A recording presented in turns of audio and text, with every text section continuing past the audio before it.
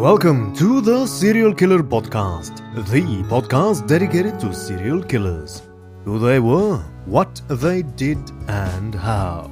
Episode 114. I am your Norwegian host, Thomas Viborg Thun. We continue our stay with the notorious killer, simply known as the Iceman. Last episode chronicled one of Richard Kuklinski's best documented kills, which he performed with a willing accomplice. The story of the Iceman is difficult. There are many twists and turns, and it's highly challenging to separate truth from myth. In this episode, I endeavor to take you back a while. We pause the tale of murder and take a closer look at Richard Kuklinski, the family man. But rest assured, we will also continue where we left off last night. Enjoy.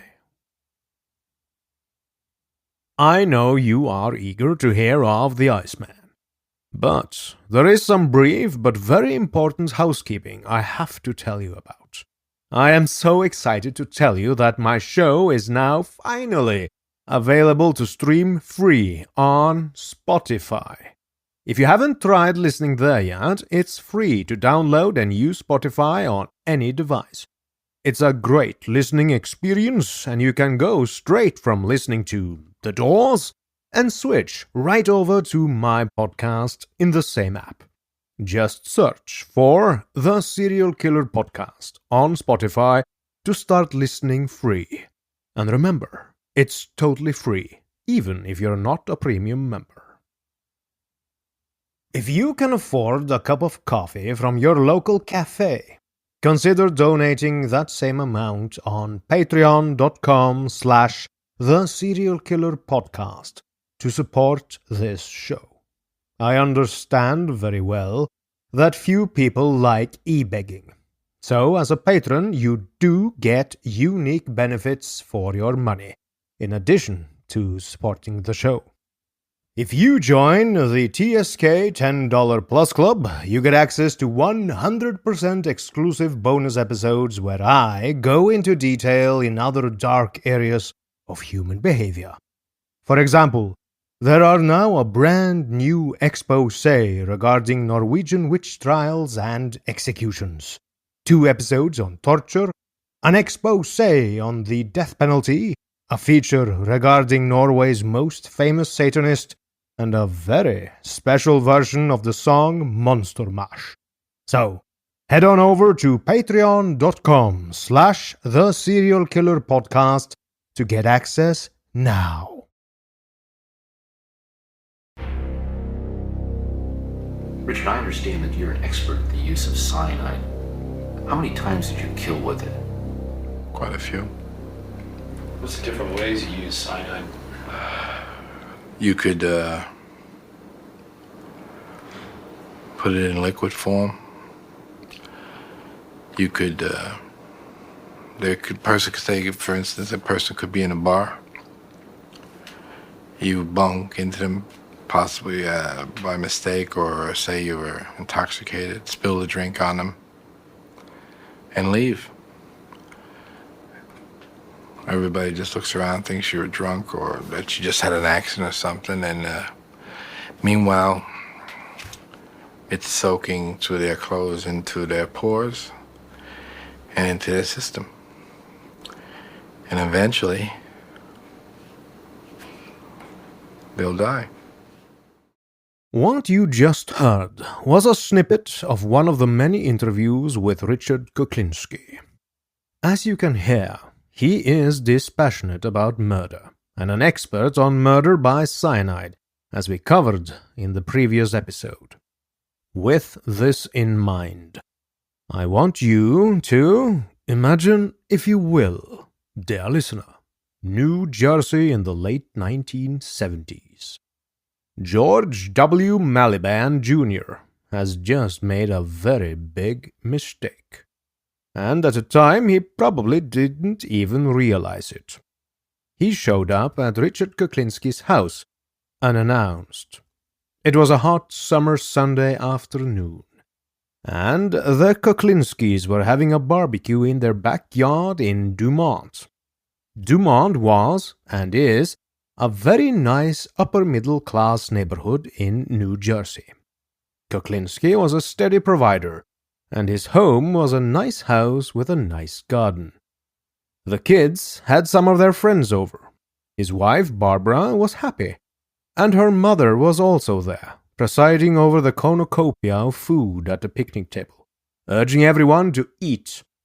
Barbara kept going in and out of the house to fetch things while Richard tended to the grill, flipping hamburgers and turning the hot dogs.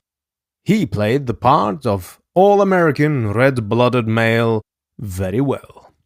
Richard Kuklinski was relaxed that day, enjoying himself. He liked it when his family was all together, doing something together as a family. Moving back from the rising smoke, he watched the flames lick the sizzling burgers as fat dripped onto the burning coals. Another couple of minutes and the burgers would be done. He opened up a package of buns to toast on the grill just before he took the meat off. But just as he started to separate the buns, his mother-in-law came over and grabbed him by the sleeve. She looked upset. There was a big man standing on the grass at the side of the house, staring at them. She'd asked the man what he wanted, but he said he had to talk to Richie. Kuklinski looked up and squinted against the smoke. George Maliband was at the edge of the yard, waving him over. The 300-pound, 6'3" man wore metal-rimmed glasses and a bushy moustache. From the look of horror on Kuklinski's mother-in-law's face, it was as if the blob had suddenly arrived for lunch. Kuklinski's mood turned black. He shoved the bag of hamburger buns into his mother-in-law's hands and ordered her to watch the grill while he took care of the intruder. He strode toward Maliband, slow but purposeful. Maliband had a hell of a lot of nerve coming to his house. But before he said a word to Maliband, he managed to put a clamp on his rage. He was furious that Maliband, a wheeler-dealer from central Pennsylvania, whose main source of income was pornography, had shown up without an invitation and barged in on a family cookout. He regretted that he'd ever brought Maliband home that one time. He was just trying to be social, but that was a big mistake. He swore to himself he'd never do that again with anybody. But Kuklinski didn't show his anger to Maliband. He could only blame himself, really. Apparently, he hadn't made it clear enough that he did not like having his family exposed to his business associates. He didn't say anything at the time, but in the back of his mind, this unwelcomed visit would be a permanent black mark against Maliband. It was the kind of thing he would never forget. And the saying about revenge and how to serve it is something Richard had come to practice to perfection. Years later, at 2:00 in the afternoon on the 1st of February, 1980, Richard Kuklinski was at George Maliband's house in Huntington, Pennsylvania. It was Maliband's 42nd birthday, but they weren't sticking around to celebrate. They had business to attend to in New York. Serious business. George Maliband was in big trouble. He'd borrowed money from the mob boss Roy DeMeo, and he'd fallen way behind in his weekly payments. The mobster did not like deadbeats. They were bad for business and they made him look bad. He demanded that Maliband come to Brooklyn to see him. Since Richard Kuklinski was the one who had vouched for Maliband, he was responsible for him, and Richard was going to make sure that Maliband made that appointment. That evening, when they arrived at DeMeo's hangout, the Gemini Lounge in Canarsie, Roy wasted no time with niceties. 8 of DeMayo's men hustled Maliban and Kuklinski through the back hallway. They sat Maliban down at the kitchen table, and Roy DeMayo put it to him straight. "You owe me a lot of fucking money," DeMayo yelled. "You owe money to Las Vegas, too, and you owe money to Altoona. You owe all over the place. How you gonna fucking pay all this, George, huh?" Maliban was sweating. "Don't worry, Roy, I'm good for it." "Is he?" DeMayo's hot glare turned to Kuklinski. Kuklinski was taken by surprise. I don't know, Roy." "Well, you fucking better know. You brought this fucking mutt to me and told me he was okay. You knew what was going on with him, and you never said nothing to nobody. I hold you responsible, Polak. If I don't get my money in 3 days, it's gonna be your problem. You understand? Now get the fuck out of here, and don't come back unless you got the green." As they drove back to New Jersey, Maliban was frantic. He had loan sharks coming at him from all directions. He definitely didn't have enough money to pay up, and he was beyond the point of placating DeMayo with a partial payment. He didn't know what to do. He pleaded with Kuklinski to think of something. "You gotta help me, Rich. You gotta." Kuklinski glanced at him sideways as he drove. "Why do I have to help you? I didn't help you lose the money, did I?" "Hey, come on, Rich. You gotta help me. I'm desperate. These guys will fucking kill me." "You're damn right they'll kill you." Maliban slapped the dashboard in frustration. "God damn it, don't say it like you're not involved here. You got me in with DeMayo. You're part of this. He said so himself. You gotta help me." "I don't gotta do anything, my friend." Kuklinski gripped the wheel tighter. He hated when people told him what to do. Maliban's eyes were wild with fear, and his voice got a desperate and menacing tone to it. "Listen, Rich, you gotta help me. I'm telling you, I know where you live. You know I do." Kuklinski's vision blurred. "What? What are you saying here? You telling me you're gonna hurt my family?" Maliban answered flatly, matter-of-factly, "If you don't help me out."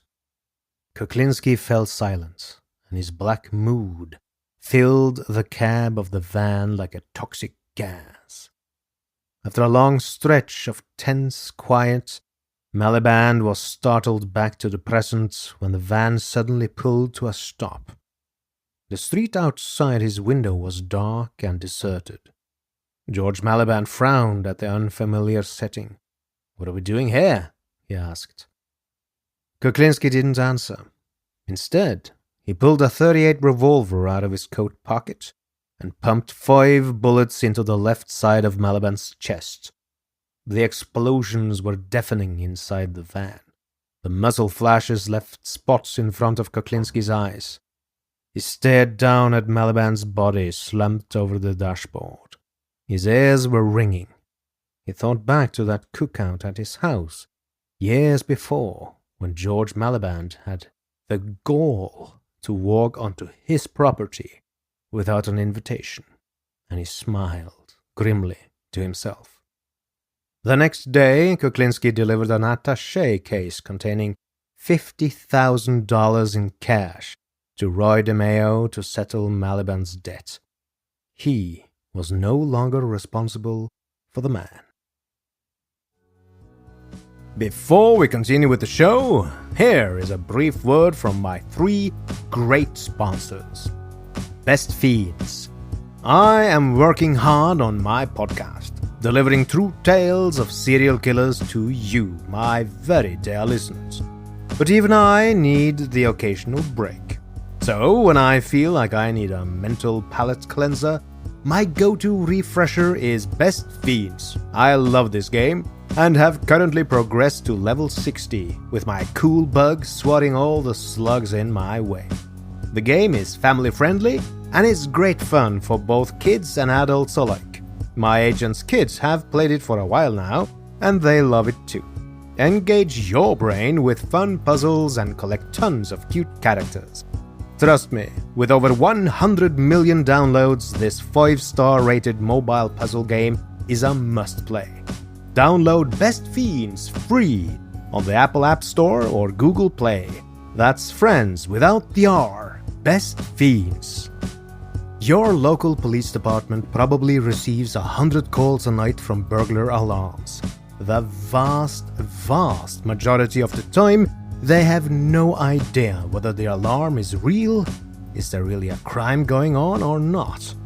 All the alarm company can tell them is the motion sensor went off. SimpliSafe Home Security is different. If there's a break-in, SimpliSafe uses real video evidence to give police an eyewitness account of the crime.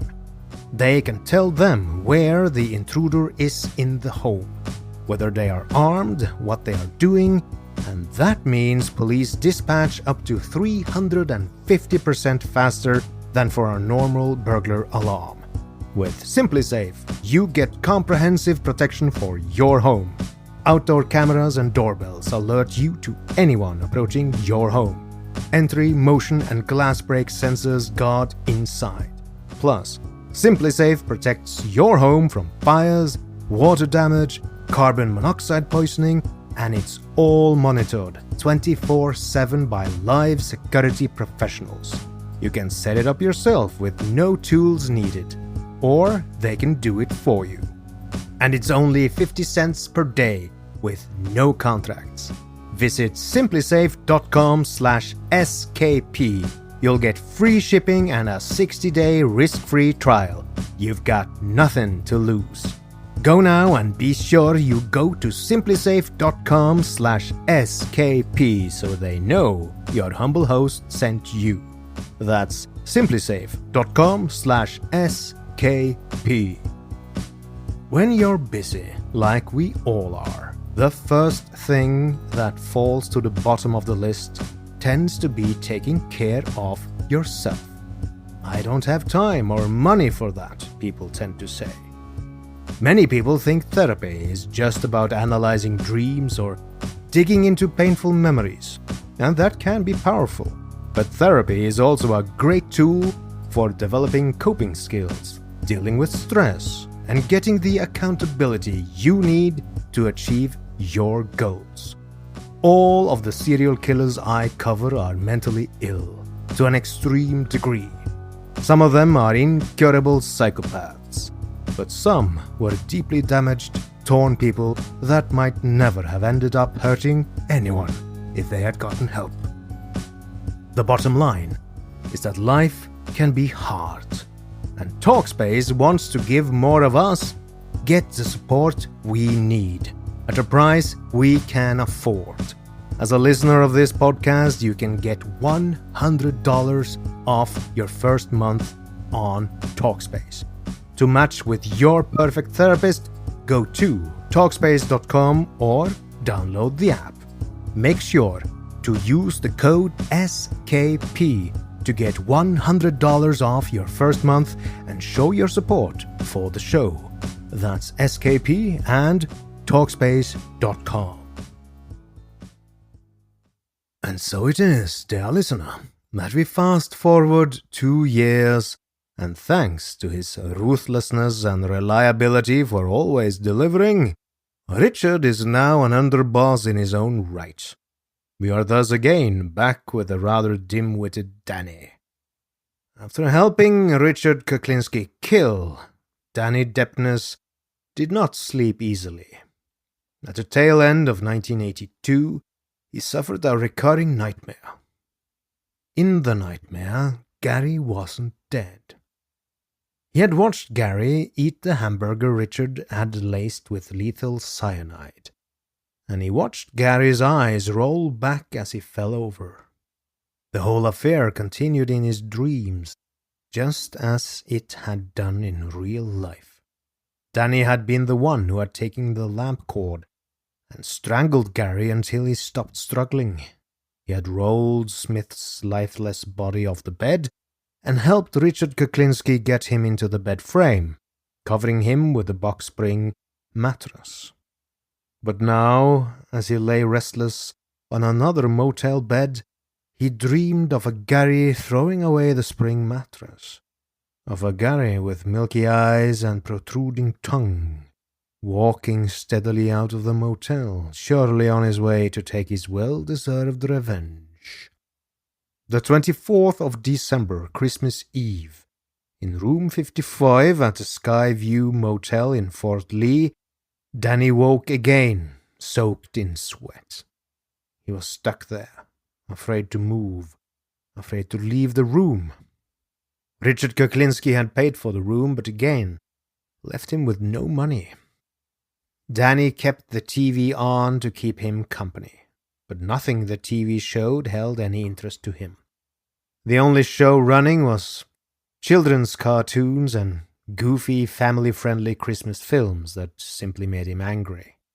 He left it on, though, because the silence of the night made him nervous. He dozed off on the bed with his clothes on and the television going. He dozed again as the TV droned on in the background, bathing the room in an airy blue-white glare. The nightmares came as ice-cold waves. Gary hadn't died. He was under that bed, but he wasn't dead. He was reaching out, trying to get out from under the mattress and box spring. He was struggling and moaning. Dany was no longer in the Skyview Motel. He was back in the York Motel, lying on top of the mattress that hit Gary. Beneath him, Gary was on his back, reaching up. Dany wanted to escape, but he could not move. Suddenly, Gary's rotting hands emerged from the mattress on either side of Dany's face. Just as the bloated blue-black flesh of Gary's fingers stroked his cheek, Dany Deppner's eyes shot open, and he bolted off the bed. He stared at the mattress looking for Gary's hands. He was drenched in sweat. On Christmas Day, not knowing who to turn to, Dany called his ex-wife, Barbara, and asked her to come down for a while. Barbara was not all calm herself. She was terrified. She knew what had happened to Gary, at least that he had been murdered, and she told him she didn't think that was such a good idea. He begged her, pleaded with her, but she refused. He was getting low on cigarettes, he told her. He had no money, and he needed a drink bad. An alcoholic who'd been trying to reform, Dany had started drinking again. His ex-wife kept saying no. She couldn't come down and be with him. She was too scared, and she held little sympathy for Dany anyhow. So Dany Deppner spent the day alone in room 55, fighting the urge for a drink and a cigarette, flipping channels on the TV, avoiding the bed. He sat in the one armchair in the dingy motel room, fighting to stay awake. But the monotony of the TV and loneliness soon took its toll. That night he dozed off on the armchair, and the nightmares came again, torturing him. Later the next day, Barbara had changed her mind and returned to the motel and found Dany in his room. She could see that he was a mess. He couldn't stop talking about how he and Kuklinski had killed her cousin Gary, begging her to listen to all the gory details. But she didn't want to hear about it. She had her own problems. But Dany had to tell somebody. He said if he didn't let it out, he'd go crazy.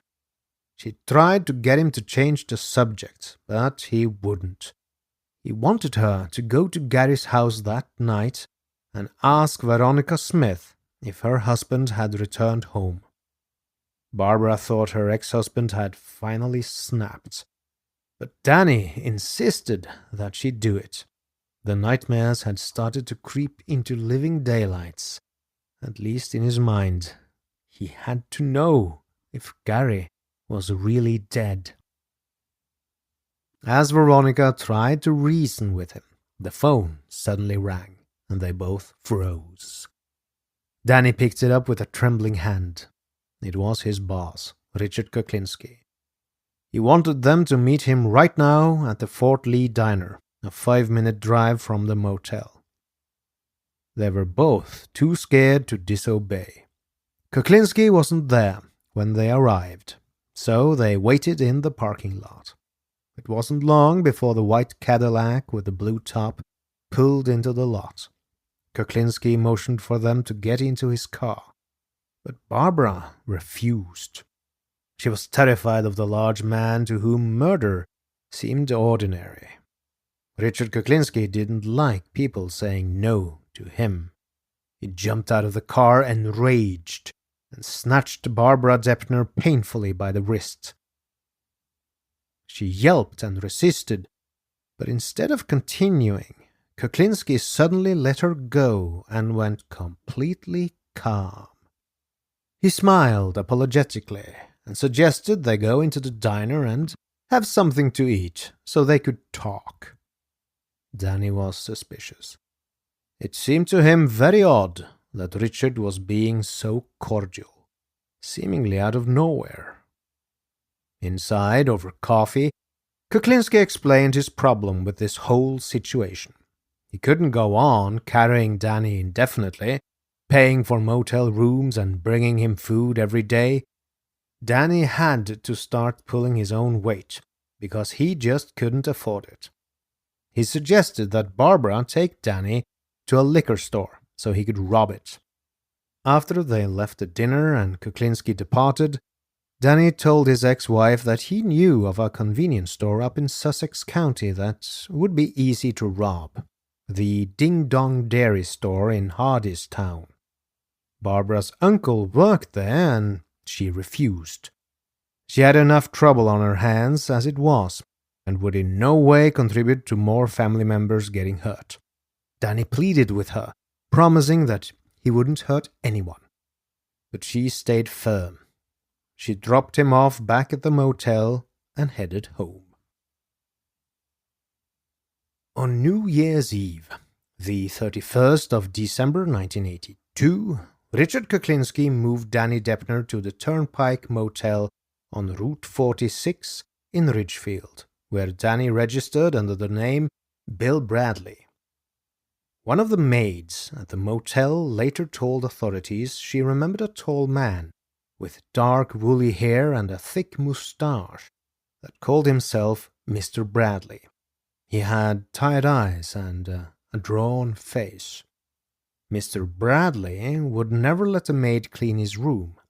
He just took the clean sheets and towels at the door and said he'd take care of it himself. She also remembered the white Cadillac with the blue top that came every day just before checkout time and parked in front of Mr. Bradley's room. Holed up in yet another motel room, still broke and still dependent on Richard Kuklinski, Dany was still able to start sleeping a little better. But every once in a while, he'd wake up in the middle of the night, drenched in sweat, certain that Dany's hands would lock around his neck and strangle him to death. Then he would realize it had just been a bad dream and go back to sleep. He stayed at a Turnpike Motel for over a month.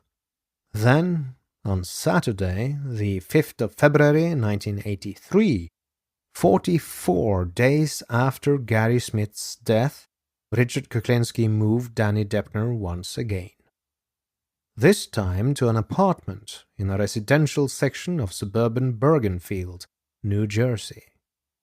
The studio apartment belonged to a young man named Rich Patterson, who was dating one of Kuklinski's daughters at the time. Patterson was away for the weekend, and Kuklinski had his own set of keys.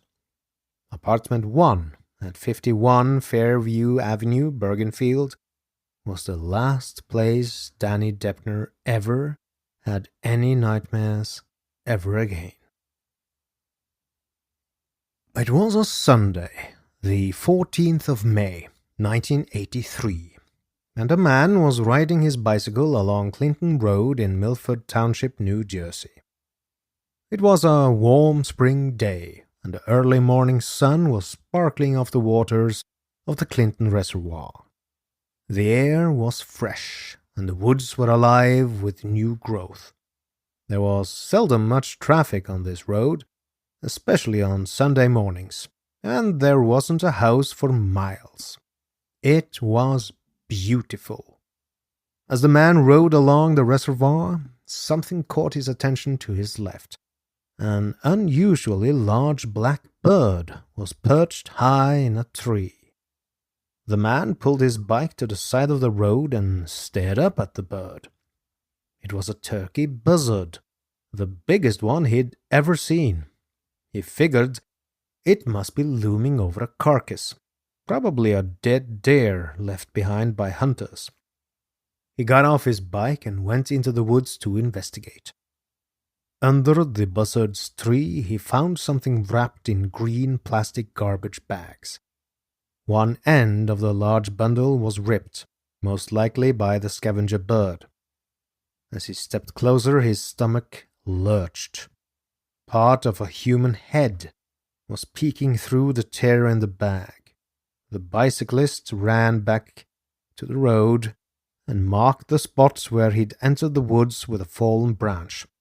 He intended to ride down to the nearest house and call the police. But a car happened to come by, and he flagged it down. He told the driver to call the police. There was a body in the woods. The police arrived within the hour and summoned Dr. Geeta Natarajan, the acting chief medical examiner, or ME, of Passaic County. She examined the body at the scene, but left it in the garbage bags. After photographs were taken, the body was carefully lifted off the ground and put in a body bag. Samples of the dead leaves underneath the body were taken. They would help Dr. Natarajan determine when the body had been left there. The body was then taken to the state medical examiner's office in Newark, where she would perform the autopsy. At the ME's office, Dr. Natarajan's first task was to remove the plastic bags, taking note of how many were used and how expertly the victim's limbs had been bound with paper tape. Then came the one job she and many other medical examiners detested the most: dealing with the bugs. She took samples of all the insects and larvae she found present on the body, mainly carrion beetles and blowflies. The number of insect generations on the body would help determine how long it had been left in the woods. Identifying the types of insect would also be helpful, since different species thrive at different times of the year. When Dr. Natarajan was certain that she had samples of all the species present, she hosed the rest of the swarm down the drain and ground them in the garbage disposal, glad to be rid of them. Laying the body on a stainless steel work table, she then began the autopsy. The victim was a male, 6 feet 1.5 inches, 173 pounds.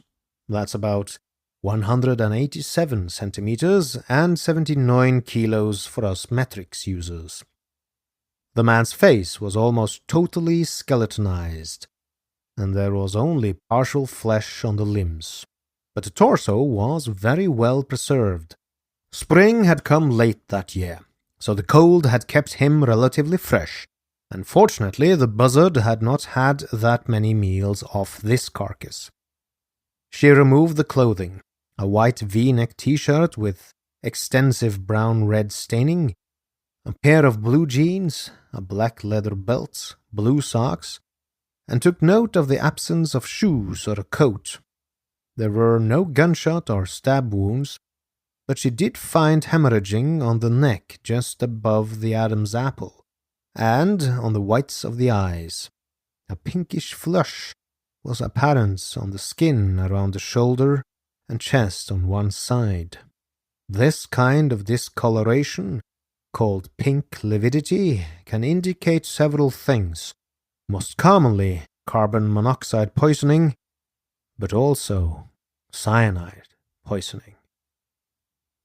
When Dr. Natarajan got to the stomach contents, she found more than 2 pounds of undigested food: beef, beans, potatoes, carrots, and beer. It was a large meal, but not unusually so for a man this size. There was no sign of gastric emptying. The food hadn't moved on from the stomach through the digestive tract, which meant that the man was killed soon after he had finished his meal, perhaps during the meal. She examined the food itself and noticed that the beans had been burned. The meal was probably home-cooked, she believed, because a restaurant rarely got away with serving burnt food. The man must have been very hungry to eat it. In the pocket of the man's jeans, she found a black wallet that contained no money or identification. She did find 5 wet slips of paper in the wallet, which turned out to be motel receipts. There were also 3 photographs that had stuck together.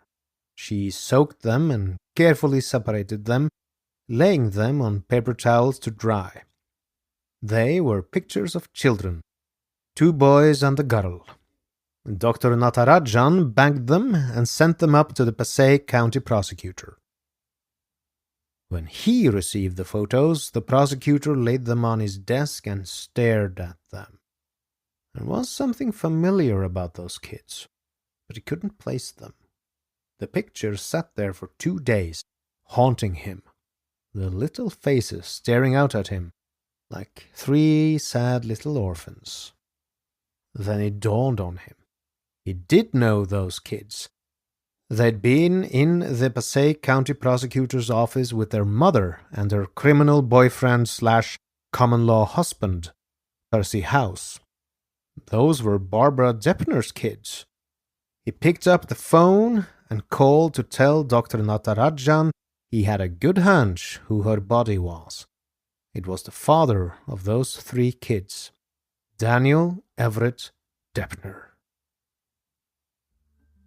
And so ends episode 114 of the Serial Killer Podcast. I hope you enjoyed listening to me telling it to you. When I release my next episode, 115th in number, I will present to you part 4 in the Iceman series. So as they say in the land of radio, stay tuned. This podcast would not be possible if it had not been for my dear patrons who pledge their hard-earned money every month. There are especially a few of those patrons I would like to thank in person. These are my 19 most loyal to the Serial Killer Podcast patrons. Many of them have contributed for at least the last 47 episodes, and their names are Maud, Amber, Anne, Cassandra, Evan, James, Jennifer, Jill, Kathy, Lisa, Lisbeth, Mark, Mickey, Monica, Philip, Russell, Sam, Skortnia, and Troy.